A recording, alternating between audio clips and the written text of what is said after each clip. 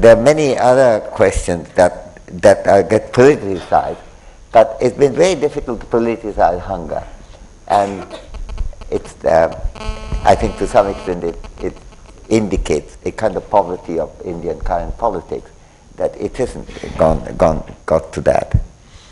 The other thing is that we have not only patience with hunger, mostly patience on behalf of others, since most of the people who take decisions are never hungry anyway, but we have patience on some subjects as illiteracy, for example. I remember as a school child in Shantiniketan in India, finding it absolutely incredible to believe that the last Secretary of Education, I think his name was Mr. Sargent, was saying that he has a plan, so-called Sargent plan, whereby India would be made literate in 40 years fully.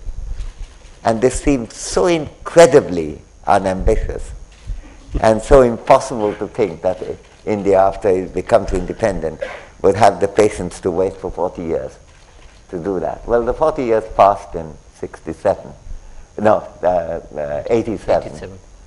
And now it's 21 years beyond that. Someone born then would have achieved majority by now, would have become an adult. And still, the numbers are extraordinary. Even judging by the number of registration in schools, we have incredible shortfall. But we know, and the two trusts that I was lucky enough to be able to start with my Nobel money, the Protege Trust here in India and Protege Trust in Bangladesh. The one in India, we work on that, and among other things. And one of the things is the huge difference between registration and regular attendance, and getting something out of the school depending on the nature of the schools. So I think that's another thing. And I don't think one should be entirely surprised, because politics is the art of making things vocal in a way that that achieves what you're trying to get, namely votes, getting into office and so on. And hunger and illiteracy has never had quite that potential role. It was a kind of visionary thing. I was delighted when Jamshyd mentioned Mahatma Gandhi, because in some ways, to many of us, the turning point of India's confidence isn't only the IT industry. The turning point is Gandhi, actually. I think somewhere between his return from South Africa and the Salt March, the idea that anything can be done was achieved. And indeed, if it appeared incredible to me in 47 that we could not, we have to wait 40 years to become fully literate, that was because of a sense that we can do anything once the colonial masters have left.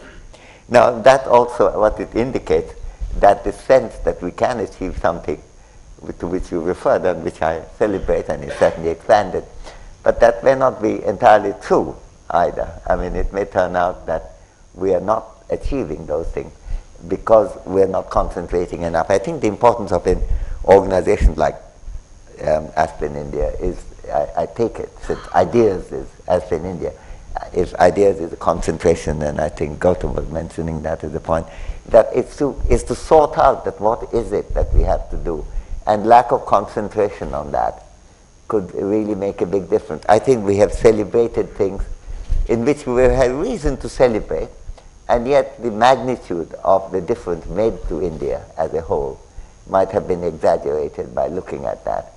And since India has always been rather outward looking in both positive sense, I think there is things get accepted in this country, in my country, in a way that makes me proud, that we don't resist it. It seems, I think that wonderful statement of Rabindranath Tagore, that anything that I enjoy instantly becomes mine, is, I think there's something of a spirit of capture there. If you think about anything, from the Portuguese bringing Chile to India, to which we are not indifferent now, and that's my complaint, of course. The only time I bring out my nativism, since I absolutely hate Chile, is to deny this foreign stuff, namely having food cooked with chili. So, but we have accepted almost everywhere. So we have that feature, but we also tend to judge often ourselves by how others see it. And the fact that suddenly India was seen as an economic power has, to some extent, appeared to us to be, coming from abroad, appears to us to be a success. And there is something in this. Amartya, we just stood for a moment in silence with the tragedy in Bombay. And if you observed civil society and their feelings after that tragedy, there was a huge outpouring of anger at the political system, the bureaucratic system, that whatever we had in place had failed us, that we could not rely on the government for security, and that people were being indiscriminately killed. And this anger was so intense that it actually resulted in the government changing ministers both at the center and in Maharashtra. And so really the people are asking, civil society groups are asking, what is it that we as citizens of India and citizens of Bombay and citizens of Maharashtra, what is it that we should really do to hold the administration, the political masters, etc., to account on this and make the change that will actually result in a much greater security, greater confidence in India? Yeah, good answer. I think one finds it difficult to say this was a positive outcome when we are dealing with an act of such barbarity, nastiness, and tragedy.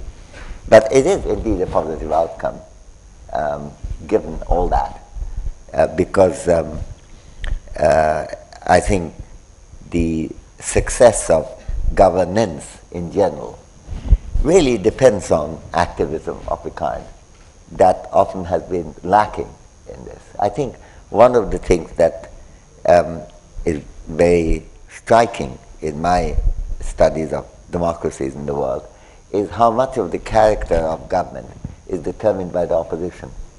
It's the fear of the opposition that drives you. And that, of course, is the special feature of democracy.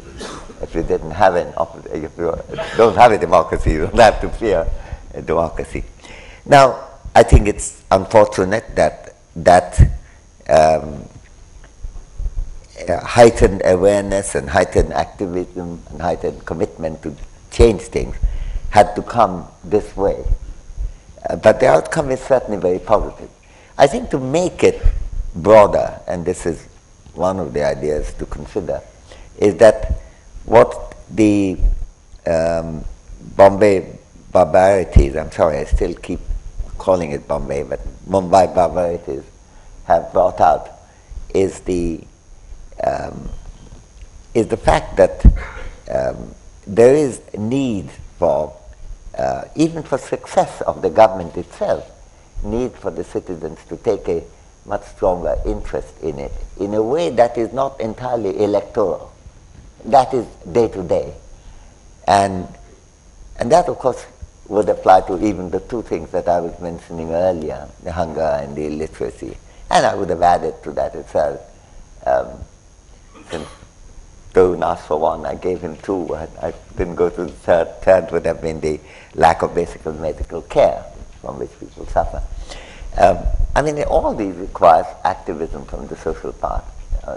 And now, I think the failure of the government is very strong, but I think the government failure and the opposition failures are intimately connected in any democracy.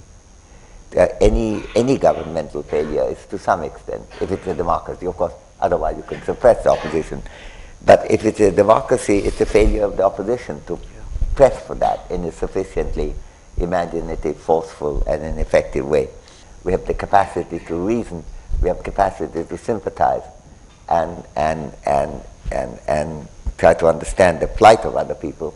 And I think we could turn it into something much more positive.